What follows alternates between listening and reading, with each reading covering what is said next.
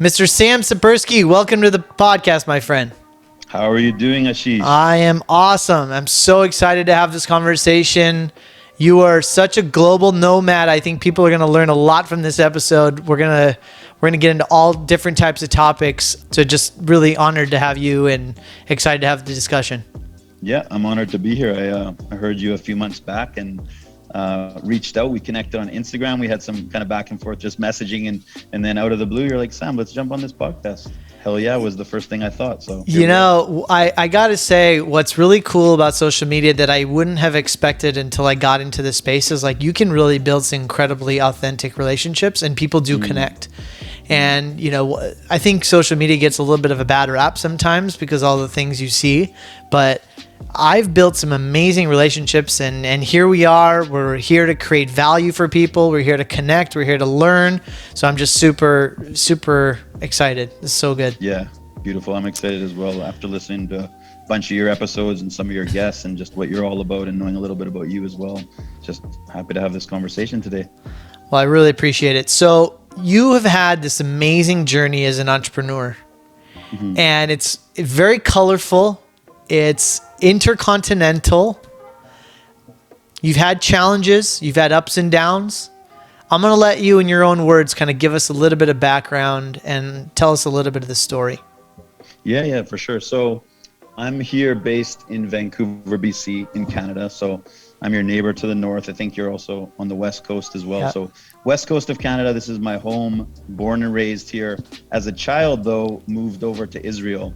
So I lived in Israel for 2 or 3 years when I was a young boy. It was essentially my Hebrew was one of my first languages. So I moved over there, I believe, when I was from age 3 to 5 or 3 to 6. Came back to Vancouver, was relearning the language. And I'll get to it in a few minutes, but I always say, I think the seed of international and cultures was planted early because I learned English when I was up to 3 here, moved to Israel, learned Hebrew then, and then came back. And my parents would say you were trying to forget Hebrew because you were embarrassed because all the kids would speak English, of course. Sure. And at 5 years old, you're, highly impressionable. So that was that. So I grew up in Vancouver, but I come from a Jewish Russian family. So my great-grandparents and my grandmother are all from Ukraine, Russia, and then the grandmother is from Germany. So kind of a little bit of a European Jewish background. Grew up, always felt slightly different in the sense of that experience in Israel, having that second language, and then, being from a Jewish family here in Vancouver and the suburb I grew up in originally. I was just outside of the city. Now I'm in the city. There wasn't not many Jewish folks. So it just always felt a little bit on the outside, and I was always having Israel in my mind. Long story short, throughout high school, everything, typical high school upbringing. When I was 18, my parents decided, let's move back to Israel again. And because you're graduating, or you just graduated, do you want to come for a year instead of just going to college and doing that typical, go into college? And I was like, I don't know what I want to do anyway. This sounds amazing. Sure, I'll go to Israel again. So we went as a family. They went and did their thing. I think they lived in Jerusalem. And I started traveling all around the country, doing all these amazing experiences, from 3 months of basic training with the Israeli army to volunteering in these farming kibbutz. It's called a kibbutz. I'm sure some of your listeners, maybe these farming communities all across Israel. I volunteered so I could learn how to farm and meet all these international travelers and cool Israelis, etc. And that was another game-changing and kind of eye-opening experience, because I was only 17 or 18 and I was like, man, the world's crazy. Like, I came back to Vancouver, all my friends were doing, raves and this and that. And they're like, come do this, come do that. I'm like, man, I was just in Israel and Egypt and traveling all around and, taking trips down the Nile when I went to Egypt and climbing the Sinai in Israel. And I felt a bit different once again. And I was only 18. So you're young, you're impressionable. I went to school for a couple of years. I then went on another trip to Vietnam. And this is the reason I'm telling this story, is because when I was in Vietnam, I was kind of a bit lost at that point. I was 21 years old. I'm now 44. I was with Michael, my current business partner, and I'm sure we'll get to that in a few minutes. We essentially had a realization. We were backpacking as 20-year-olds, essentially, in Vietnam, in the mountains, in the rice fields, in the cities, crazy, crazy trip, 2 months. When I was there, I decided, man, I felt lost until I was there, but I saw a chance to do the internet and to be international. And I said, as soon as I get back to Vancouver, I'm enrolling myself in an internet marketing and design school. And this is when I'm 20 years old, maybe 1997. This is before, this is before internet marketing, internet consulting was hot. It was in the late 90s, or like 97, 98. So the internet was just really, it was before the crash, put it that way, the first crash. There's a lot of crashes going on these days. But I came back, I started studying my ass off. I started getting web jobs. I joined some web companies. All in the background, I was studying design and graphics and coding and you name it. And that kind of just started my journey. So from age 20 all the way till now, I've always been involved as a freelancer, as a consultant, as an entrepreneur, in and out of online, mostly online businesses. And it's just always been my passion. And the connection is that I knew from that early age, when the internet was really just starting 20, 25 years ago, I was like, man, this is my ticket to be able to keep having experiences like Vietnam, like living in Israel. In the future, I could see myself making money and being able to travel and kind of doing something that's cool and connect with international people as my client base. And I mean, we'll get into it, but this is essentially what all my businesses have been designed around, is how do I do the lifestyle mixed with the business? Yep. And how do I hang out with people that are like-minded as well, you know? Well, what I love about you and what you've done is and I talk about this a lot, is like being very intentional about the life you want to live and life design, you said it, and you've done a really incredible job at that. And you know, what has been your architecture, right? You're running online businesses, you're traveling all around the world, you have clients all around the world, you have multiple homes in different locations, you have a business here in Vancouver, you have a business in Japan. You can talk about that in a second. Tell us, because I think a lot of people say they want all these things, and I think that having the concept of being able to design a life is ethereal in some ways to some people, but you've been able to do it. So I really want to get into the nuts and bolts of like how you've been able to accomplish it. And then, and maybe secondarily, like what have been the challenges? What have been the fears? What have been the sort of insecurities of like, well, this is not realistic, or this is not possible, or what are some of those things that you face that maybe other people could face? Those are great questions. So remind me about I don't remember what I asked you. The fears, and that second part, if I forget it, remind me. Yes, of course. Let's first talk about how, like, what's currently going on and maybe how it was designed, because I obviously want to add as much value as possible for anyone who's listening, not just talk about what I've done or designed or whatever, right? So I think, the first thing is always, like everyone says, is, identifying what's your passion, what really lights you up. For me personally, early on, it was, I like international, I like cultures, I like languages. I wasn't thinking like, what am I good at, or what am I going to do when I grow up? In fact, I was in college for 4 months, dropped out because I was just following the masses at that point, right? For me, what it always came down to was, I guess, really clear on what the passions were, and then also really clear that I need to take a lot of action and get skills to be able to be of value to others and to be able to connect everything together and actually have something.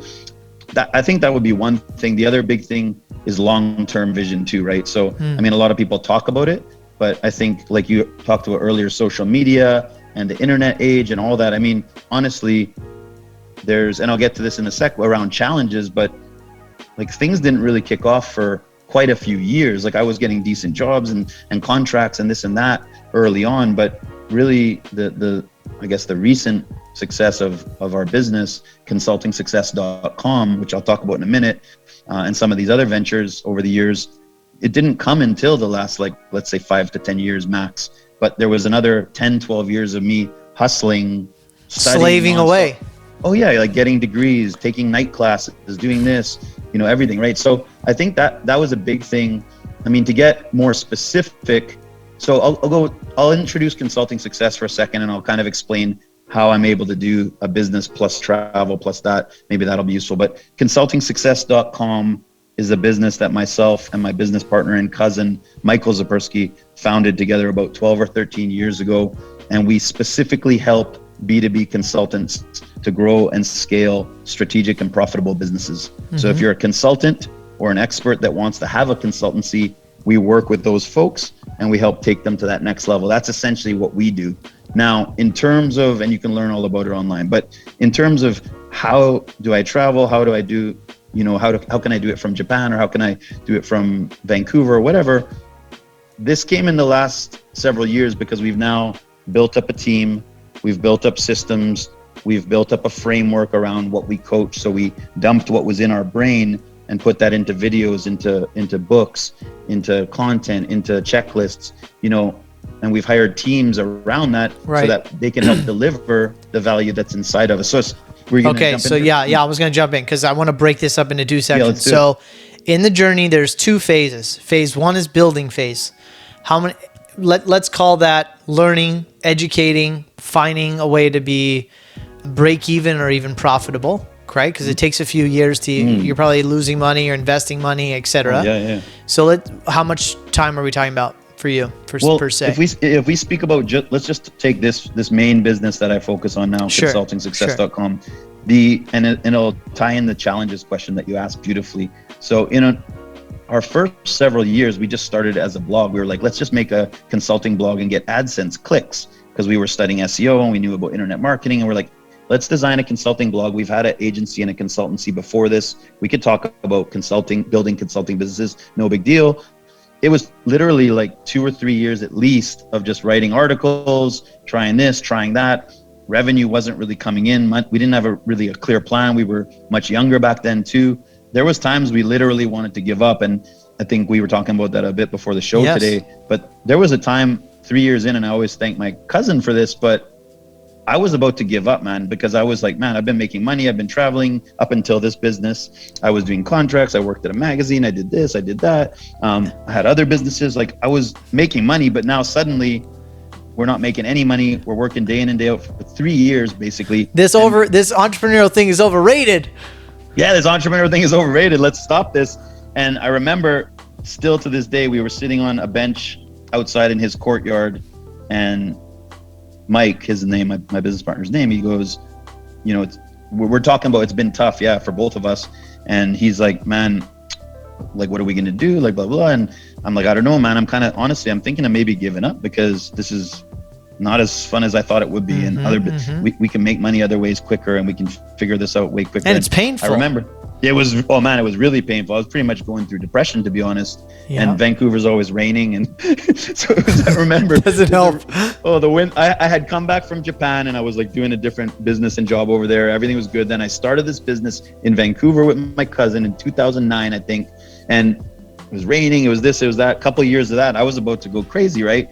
He goes, dude, I'm gonna keep doing this regardless, because we put in this time, but you also got to be happy. Life is short. So what do you want to do? So I went away for a week. I thought about it, and I just said to myself two things. One is, I don't want that guy to do it on his own, because I've already put in 3 years. And the other thing was just like, man, I'm not giving up. Like, this is the dream. Like, luckily I was smart enough to know that if I gave up, I had no chance of making it happen.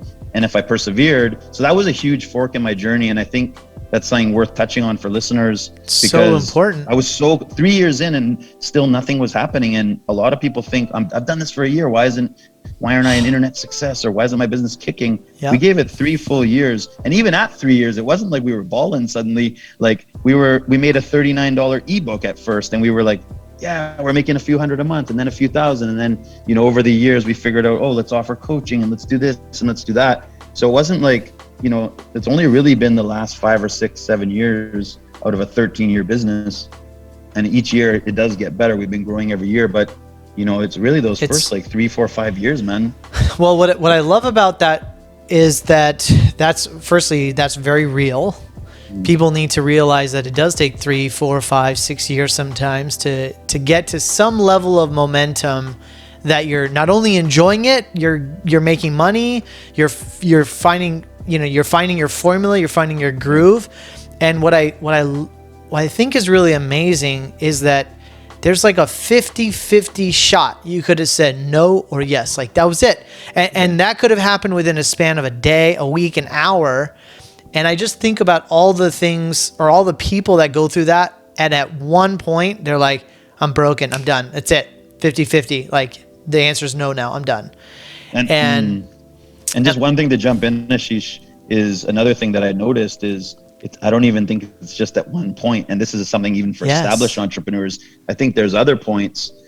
in your business and your relationships, whatever, that you hit these walls or you hit these challenges, and it's kind of that fork in the road. It's the fork. I find it comes up multiple times in this journey where you're like, am I really doing the right thing? But I could say that just consistently hanging in there and always finding new ways and surrounding myself with the right people and events and mentors and coaches, I always get recharged. And I take care of myself too, right? Like I'll go on a little recharge vacation or do this or do that. Yes. And then that'll give me a new energy for okay, let's build this again. Because we're gonna get into it. We're gonna get into the sustainability part. So the first part, I really I love that part because that struggle is super, super real and super important for people to think about.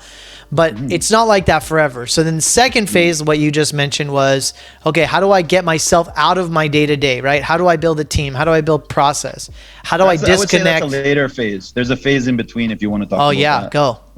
Okay, so once we hit that phase where it's like, okay, now we're starting to make some money, then there was several years of us just doing everything. So now this is the interesting part. So for many years, we said, let's just do a lifestyle business. And I think we kind of almost tricked ourselves to thinking, and I think this is very interesting. This is some gold right here, because even for me still, I love thinking about this. But for many years, until 4 or 5 years ago, I thought, so almost until I was 40, maybe 39, 38, I thought a lifestyle business, to me at least, meant I'm running the business, I'm kind of choosing the hours maybe, like I'm working hard, but everything comes on us. And for some reason, I had a myth that, in my mind at least, if we hired a team, if we did systems, if we scaled, put money into ads, did this, did that, it would just be a nightmare, and it would not be a lifestyle business. So I would say, and we'll get to phase 3, but phase 2 for at least my journey or our journey, I felt was doing most of it ourselves, from the coaching. So we offer a coaching program for consultants. So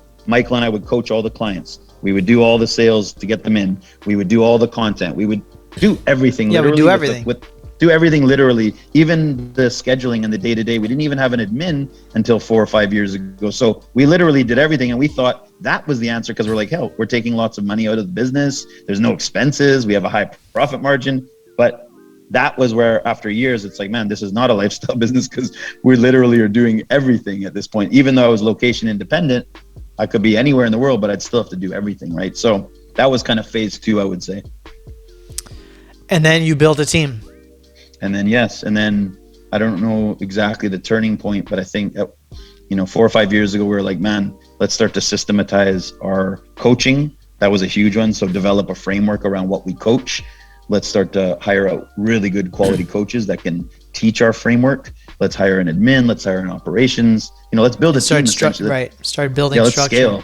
Let's scale. That was the decision. One of the things you really help with your clients, and as I was preparing for the podcast, I thought this would be really useful, is you talk a lot about refining somebody's messaging and their story and their pitch and their value proposition. Give us a little bit. I think I often think about the question, like, what is your purpose? Right? Like when people ask you that, like, what's your purpose? I really hate that question, because I think it's a little bit too narrow, and it kind of forces you into a box in some way.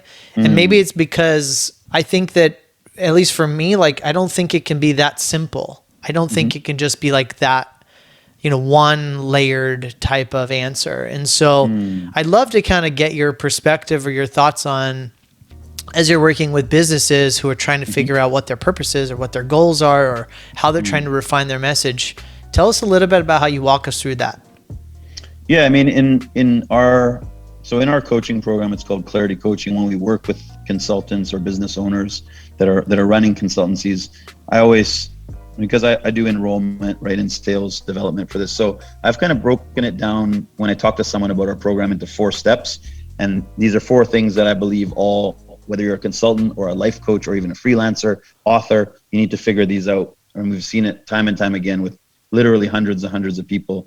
Number 1, there's 4 pillars. Number 1 is you got to get really clear on kind of an ideal client clarity or an avatar. What do people think? Like, the people you want to work with and talk to and serve, what do they think?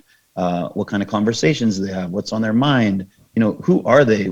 Are they business owners? Like, really get to know who exactly are you talking to. That's number 1. Number 2, we want to work on the messaging, because once you're clear on who you serve, I mean, even with your podcast, it's kind of clear to me the types of entrepreneurs you're trying to talk to: lifestyle, wealth, health, habits, like not just, so that's number 2, is the messaging and the value proposition. We work through that. Number 3 is we want to look at optimizing a business model. So let's go back to lifestyle and let's keep that as a theme. What do you want out of your life and your business? Let's design a business model around that works for your consultancy, pricing, packages, sales process, team, etc., productizing offers. That's number 3, business model. And then number 4 is marketing and then authority building. So how are you actually reaching out to people? How are you generating leads or connections? How are you adding value in the world? What kind of content are you putting out there? Those are really the 4 steps we always walk through, whether it's someone that comes to us making $50K a year or someone comes to us making $1 million a year.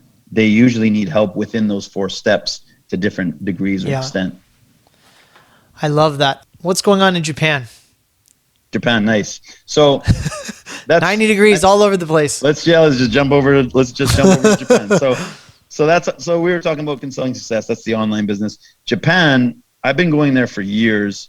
Since I was a kid, I got interested in Japanese culture and samurai movies. And I remember even in elementary school studying about Japan, I guess in social studies class, and seeing that everything just looked so weird to me and foreign and crazy, because I was only like 10 or 9 or whatever.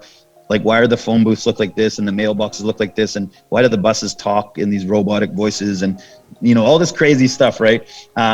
When I was in my 20s, I started actually dating a Japanese girl that I met in Vancouver, and then I really got into the culture, like the food, the people. I was starting to learn the language. It's an amazing culture.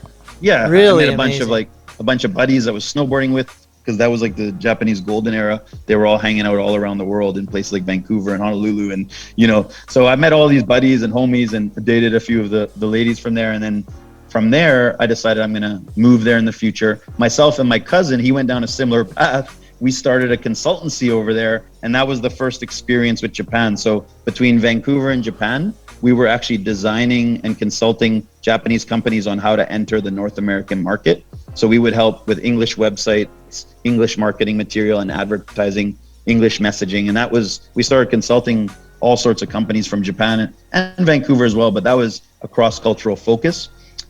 Bring it up to nowadays, my passion has always stayed with Japan. And I've recently, in the last 3-4 years, started a side company called Japan Sessions, where I am purchasing old Japanese houses.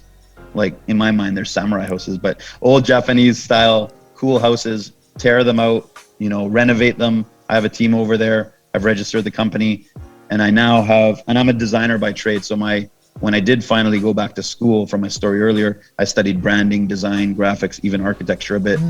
And then I've now designed 3 houses in Japan. 2 of them are active, Airbnb/booking.com, kind of like B&B. Short-term rental type of stuff? Well, not bread and breakfast. Yeah, they're short-term rentals, essentially. Yeah. They're listed on Airbnb. They're listed on booking.com. Cool. And they're in the city of Osaka, which is the second biggest city after Tokyo. And that's the city I spent a lot of time in. And yeah, it's a passion of mine. So I'm heading back there end of June to just not only, keep doing my online thing, but I'll also be looking into projects over there and just exploring Japan and having fun and, getting it going in Japan once again. I love it. I haven't been there in 3 years because the borders have been closed due to COVID. So I'm pretty excited to get back there.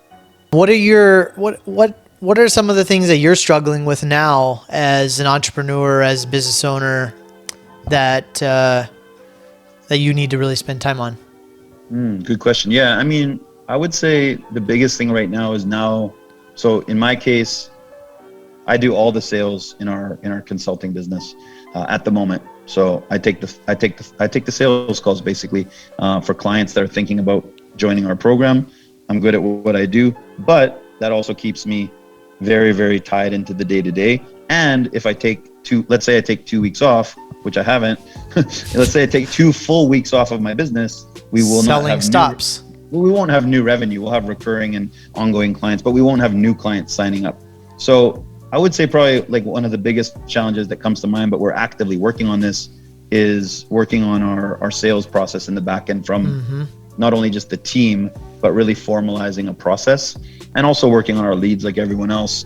How do we get to fill up the phone so that if there is a full-time person working with me, you know, making sure that they have enough calls. So I would say that's a huge thing, because when you are, I'm sure a lot of your listeners can relate, but as an owner that is still tied to the business, to some crucial functions, yep. you know, if any of that stops, you're in trouble. So right now, that's probably one of the biggest challenges, is really, because we've hired and fired and salespeople, and they've come and gone, and that's been a big challenge for me, for sure. It's always hard to replace the entrepreneur, that's for sure. And I think we often have this perception that no one can do it as well as we can. So, and we're not great trainers. I don't know, at least me, I'm a terrible coach or a terrible trainer myself. And so do you guys have I think about what you just said in terms of like continuous improvement, right? Like we're always trying to find, okay, what's the process that now needs to be delegated? What's the process that we need to refine? Do you guys have like a system for that? Do you guys use like a management program that helps kind of keep the strategic direction or the initiatives of the business sort of at the top level of the leadership team? It's a great question. Yeah. So, I mean, we've obviously studied, I guess it's not obvious, but the EOS stuff. We were in by EOS. Gino Wickman. Yes. That's something that we've kind of implemented a bit. We've done strategic coach. I did strategic coach with Dan Sullivan at one point. We're all good stuff. There's a group called Elite Entrepreneurs run by by the people at Infusionsoft. There's a few team members from there, and they help kind of, I think it's 7-figure businesses go to 8-figure businesses, and that's really about culture, team meetings. So we did that program for about a year. I think it's called Elite Entrepreneurs, but now we have like, you know, weekly team meetings, quarterly team meetings. We all have clear goals. There's the org chart, like everything's. We're pretty organized now in terms of what we're working on. And the other thing, Ashish, is that we always, Michael and I, from years ago, have always invested heavily into mentorship, coaching, masterminds, personally, but also through the business. Makes a huge difference. We're getting kept on our toes nonstop. We're always in a new stage. So the 3 stages we talked about, I think there's 6 more stages or 20 more. Who knows? That's it's so just true. A stage where there's always a stage, right? There's no new end. level, new devil, man. New level, new devil. I haven't heard that one, but I love it. Let's talk about what you're hoping to leave behind. Why are you doing all this? It's a really good question, man. And to be really vulnerable, it's I mean, I don't have a specific answer for you yet. And it's something that's in development that we might be able to check back in. But I mean, at the moment, the way that I look at it is add value to the people I come in contact with every day, add value through my businesses, which I feel amazing about, enjoy family and friends and the relationships that I build. And I think there's a lot of pressure around for people often, what's your legacy? What are you going to leave? Sure. And that it could be a good pressure, but I feel for me, I don't spend too much time thinking, what am I going to leave behind? I just really try and think about, what do I do every day? You know, how can I improve the people around me? How can I hang out with good people? How can I have good experiences? You know, and that's, at the end of the day, like, that's what it really comes down to for me, because I don't think people can build a successful business, or at least I wouldn't want to build a business that didn't impact others. And both businesses I'm doing, it's all about people, right? And the only reason they're growing is because we're helping people. So I think when I talk about leaving behind, it's just like, man, how many people every day are we helping through these businesses and through podcasts like this? Like, that's, to me, I guess that's legacy. So don't have a clear answer, but that was it, man. That was it. Mic drop right there. I mean, if you think about it, what you're doing is, if you just focus on keep adding value to the right people, and you're just serving all the time, you're gonna have more to leave behind that you won't even know. Everything comes as a result of that, right? It was a trick question, Sam. It was a trick question. You almost got me, man. You almost got me there. I even took a sip of my water. Well, you know a lot of our content and pillars here, so tell us a little bit about your daily routine. What are your routines that help you perform at this level? Good question. Yeah. I mean, I think in terms of daily routines, I definitely try to do Headspace for 10 minutes every morning, the meditation app. And I did notice I was doing it very regularly last year. I stopped for about 6 months. I was like, I don't need this. I think I'm good without it. But I noticed the mind was not as clear without that morning 10 minutes. And now I do it every single day, basically. I might miss a day here and there, but pretty much that's one of the things I'll do in the morning. And I do go to kickboxing quite regularly. So even when I'm in Japan, it's actually whenever I'm staying places, I try and look, if I'm renting an Airbnb or wherever I go, actually, Mexico City, Japan, anywhere, I'm actually trying to stay near a place that has a gym that I can train at. I'm not a professional kickboxer, but man, do I like going and just training with whoever's there. And essentially, even today, I went this morning. I would say those two things in terms of daily routines are just, and I do a lot of podcasts, like in terms of education and getting motivated, podcasts for sure. I like to read books. I like to go to events, but I would say like the health thing around going to like an intensive workout and then clearing the mind a bit. I feel like those things really keep me aligned no matter where I am in the world. Yeah. I love it. What is either a book or a podcast or an event you've gone to or something you've read recently that's like really hit you?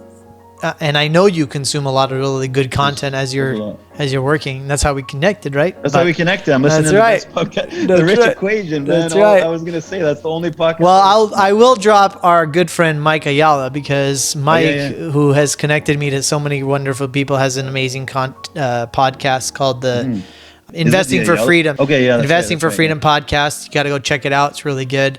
And that's how we connected. But yeah, tell me some of the good stuff that you're reading out there that's providing great value.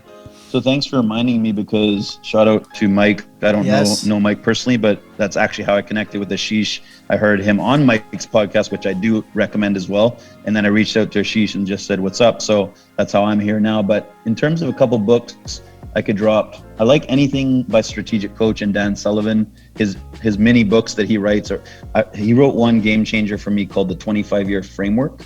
So it's a less than an hour read. Anyone, just read it. I'm not going to say too much about it. 25-year framework. There's a book I just finished that I really loved recently. It's on my coffee table there. Derek Sivers, the founder of CD Baby, he wrote a book called How to Live. A short little book of all these life lessons. He's a crazy serial entrepreneur and author, and really cool book. Yeah, let me think what else. And one more I'll drop. Jason Dries, who you may have heard of or may not have, a mindset coach, talks all about something called framing. And he wrote a new book, which I got recently at a conference called Do the Impossible. And that's been a pretty cool game-changing book for me as well, that I'm rereading in the last few weeks. I have not read 2 out of those 3, so I have some good content. Which one did you read? I read the first one, Dan Sullivan's little short book. The 25-year framework. Yeah. But the other 2 I'll look into. Let's see. What else do I want to talk to you about? What else you got, brother? So good. I don't know, man. Anything let's talk about partnerships. Let's talk about partnerships. Right now, single man, dude. So. Well, no, you're talking about relationships. I'm talking about business partnerships. But we can talk about personal relationships too if you want. Oh, sure. I mean, but you were talking about business partnerships. Yeah, being a partner. Your cousin is your business partner. Tell me some of the goods, bads, and uglies of having a business partner. Ooh, now he's getting into some good questions. I like this. This is amazing, because I feel, definitely like any partnership, there's challenges, right? Michael and I have done honestly, like 3 or 4 businesses together at this point, maybe even more. And there's goods, there's bads, there's uglies, there's beautifuls. But at the end of the day, I always say to people, I believe it's just been amazing, because Michael's really good at what he's really good at. I'm really good at what I'm really good at. I feel like, Michael's really good at getting stuff done and making sure, like, there's kind of like the whole visionary and implementer. Yep. And both of us have a bit of that, I would say. But I'm definitely like kind of creative, ideas guy, good with people, this and that. And then Mike's also creative business, but he's really good at making sure shit gets done. I don't know if I could swear on this podcast, but I just did. But yeah, he's really good at making sure stuff gets done. But ultimately, man, I think us two together, brainstorming together, creating together, building together, traveling together, serving clients together, that's been really, really fun. And I don't think I would have wanted to do it alone. And a lot of our clients often say, like, should I have a business partner, or what's the benefits? And I always say, man, if you can find someone who complements you but not the same, because that's really the key, is that we're so different. You have to be different. Yeah, we're so different, but we both bring, I think, amazing skill sets to the table. And I just really think that that's actually what do you guys do to keep your relationship healthy and clean?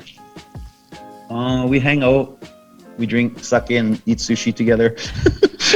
Are you often talking about business, or we do? No, it's a good question. We do both, actually. We mix it. So, we'll we talk about business on a day to day, Sure. but then we'll also just hang out and go, let's say, travel together for a few days and just barbecue and cook. And he has a young family, and sometimes it's hard to get him away, but like when we do, it's fun. Like we'll go, there's some islands near here in Vancouver.